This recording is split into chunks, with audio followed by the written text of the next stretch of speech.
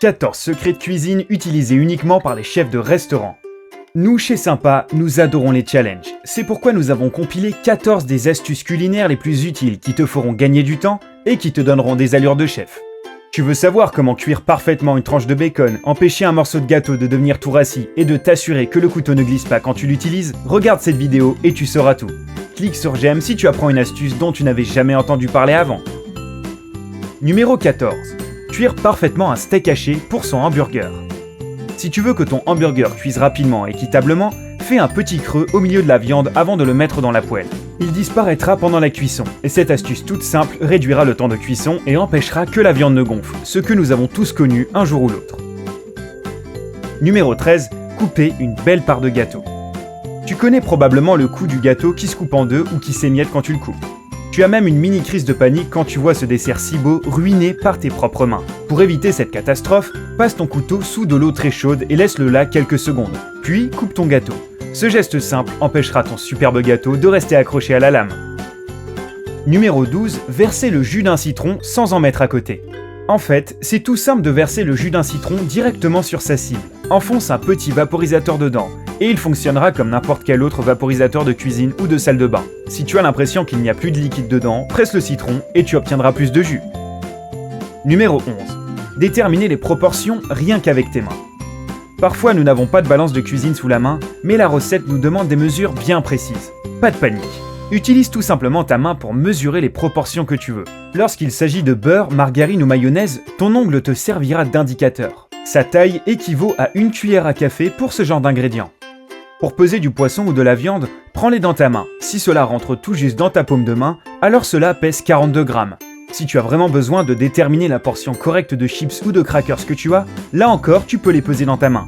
2 poignées de ces petits délices croustillants équivaut à 28 grammes. Mais bon, tu peux aussi manger tout le paquet, personne ne te dira rien. Une poignée de pâtes, de riz ou de haricots équivaut à la moitié d'un verre. La taille de ton pouce équivaut à 1 ou 2 cuillères à soupe de fromage ou de beurre de cacahuète. Et enfin, pour obtenir la bonne mesure de céréales, de soupe, de fruits et de légumes, souviens-toi qu'une bonne poignée équivaut à 1 tasse. Numéro 10. Éviter que le couteau ne te glisse des mains.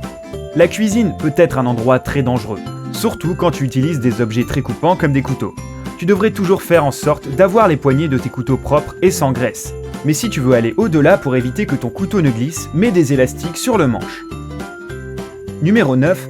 Savoir si un citron est très acide ou non. Ici, il existe une astuce toute simple. Plus la peau est fine, plus le citron sera acide. En sachant cela, tu peux te rendre dans ton supermarché et savoir quel est le citron qui convient le mieux à tes besoins. Si sa peau a l'air un peu lisse, il sera moyennement acide, alors que les citrons à la peau plus dure te feront pleurer. Numéro 8. Cuire une saucisse.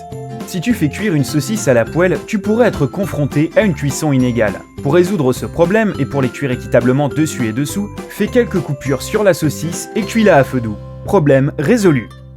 Numéro 7. Savoir si un œuf est frais. Tu ouvres la porte du frigo et tu observes les œufs sur l'étagère. Un peu sceptique. Combien de temps ont-ils passé ici? Est-ce que je peux encore les faire avec du bacon? Un simple test visuel te permettra de vérifier si tu es passé à côté de l'omelette du siècle. Casse l'œuf dans une assiette blanche et regarde attentivement le blanc et le jaune. Si c'est un peu trop coulant ou liquide, alors l'œuf n'est plus si frais. De plus, s'il n'y a pas de taches vertes, grises ou noires, il est encore bon. Numéro 6. Garder une part de gâteau fraîche. Si on t'a offert un délicieux gâteau d'anniversaire mais que tu ne peux pas le manger à toi tout seul, pas de panique. Il existe une solution très créative pour l'empêcher de devenir dur. Attache 2 morceaux de pain ou de brioche sur les côtés de ta part de gâteau en utilisant des cure-dents. Ainsi ta pâtisserie sera bien protégée et bien au frais jusqu'à ce que tu en coupes une autre part. Numéro 5. Calculer le temps exact pour cuire un œuf. Est-ce que tu deviens un peu compliqué quand on te demande comment tu veux ton jaune d'œuf? Alors cette astuce est faite pour toi. Cuis ton œuf durant 2 minutes si tu aimes le jaune fin et coulant et le blanc d'œuf autour un peu coulant aussi. 4 minutes si tu préfères le blanc parfaitement cuit et le jaune épais et coulant. 6 minutes si tu veux le blanc complètement cuit et le jaune majoritairement cuit mais très légèrement coulant au milieu. 8 minutes si ton œuf préféré c'est celui qui est bien cuit, pour le blanc comme pour le jaune.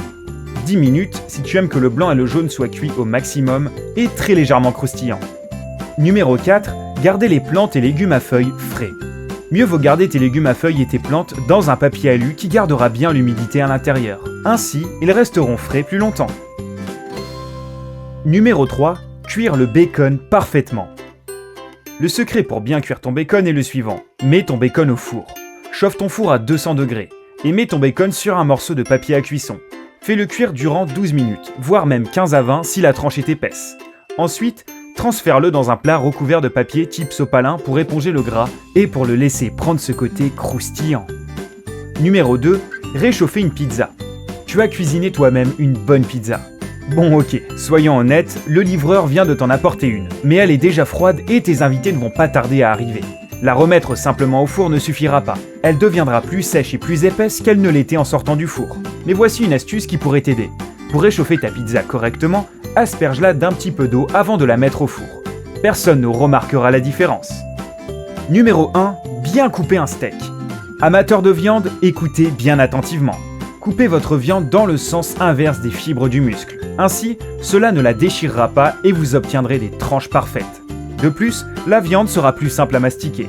Et il n'y a pas de quoi s'étonner, tu as déjà fait le plus gros du travail en cassant les fibres du muscle. Bonus. Si tu fais partie des gens qui adorent le goût des biscuits Oreo trempés dans un verre de lait bien frais, voici un conseil pour toi.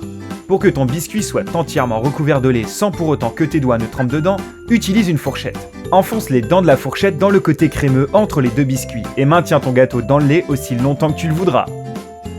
Connais-tu d'autres astuces et conseils culinaires que même les plus grands chefs ignorent? Montre-nous ton savoir-faire dans les commentaires. Et assure-toi aussi de partager cette vidéo avec les chefs amateurs de ton entourage. Si ces conseils de cuisine obtiennent 50 000 j'aime, nous dévoilerons les secrets que les meilleurs barman ne veulent pas qu'on sache. Et n'oublie pas de nous rejoindre sur notre chaîne YouTube pour y trouver plein d'autres vidéos.